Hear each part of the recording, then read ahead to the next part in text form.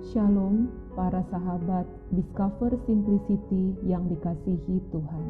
Pada kesempatan kali ini, izinkan kami berbagi kisah mengenai salah satu dari 12 murid Yesus yang bernama Thomas. Nama Thomas diturunkan dari bahasa Aram, Theoma, dengan kesetaraan dalam bahasa Ibrani, Theon, artinya kembar. Istilah yang setara dengan kembar dalam bahasa Yunani yang juga disebutkan dalam Perjanjian Baru Injil Yohanes adalah Didymus. Injil Yohanes 3 kali memakai terjemahan Yunaninya Didymus. Alkitab tidak memberitahu kita siapa nama kembaran Thomas, namun tradisi Syria dan Mesir menyebut namanya Yudas. Demikian juga dengan pemanggilan Thomas sebagai murid Tuhan Yesus.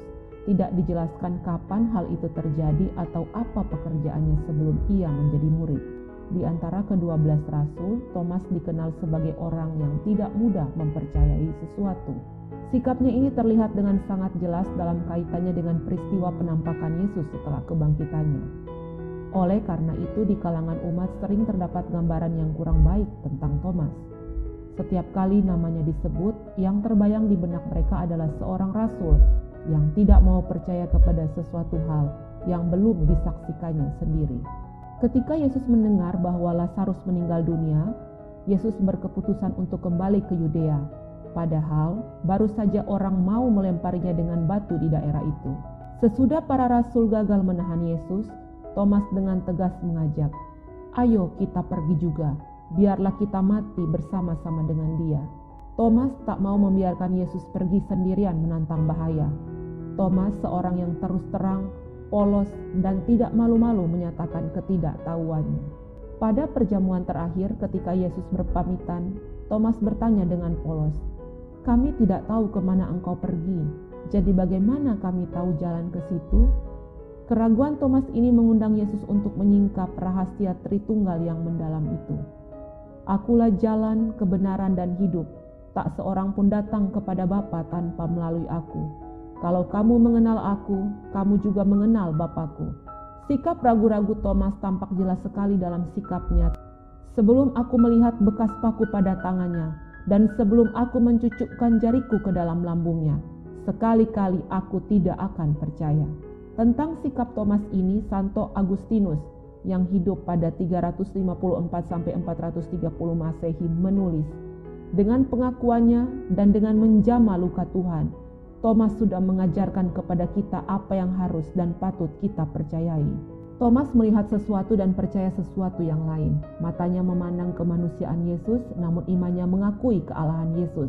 Sehingga dengan suara penuh gembira tercampur penyesalan mendalam, Thomas berseru, "Ya Tuhanku dan Allahku." Kepadanya Yesus bersabda, "Karena kau telah melihat aku maka engkau percaya. Berbahagialah orang yang tidak melihat namun percaya." Kata-kata Yesus ini masih berkumandang aktual hingga dewasa ini. Thomas adalah salah satu murid yang paling banyak disebut di dalam tradisi gereja perihal pelayanan, karya, dan kematiannya. Yang paling kuat adalah mengenai Thomas menjadi misionaris di India.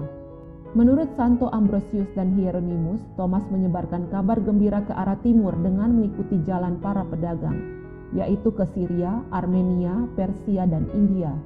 Menurut tradisi Kristen, Thomas pergi ke India dan datang ke wilayah Chennai kira-kira tahun 53 Masehi. Berarti hanya sekitar 20 tahun saja sesudah peristiwa penyaliban Yesus. Thomas tentu saja mendapat perlawanan dari masyarakat Tamil penduduk daerah situ, sampai Thomas menjadi martir ketika ditombak sampai mati di Saint Thomas Mount di Chennai dan dimakamkan di National Shrine of Saint Thomas di kota Chennai, dan relikwinya masih tetap ada sewaktu makamnya dibuka kembali pada tahun 1523. Pada tahun 232, sebagian besar relikwi Thomas diserahkan oleh seorang raja India untuk dibawa ke kota Edessa, Mesopotamia. Sedikit relikwi tetap disimpan di India. Orang Kristen India Selatan, lebih-lebih di sepanjang pantai Siro Malabar, percaya bahwa Thomas menobatkan Raja Gondapur dan bahwa mereka keturunan orang-orang Kristen abad pertama.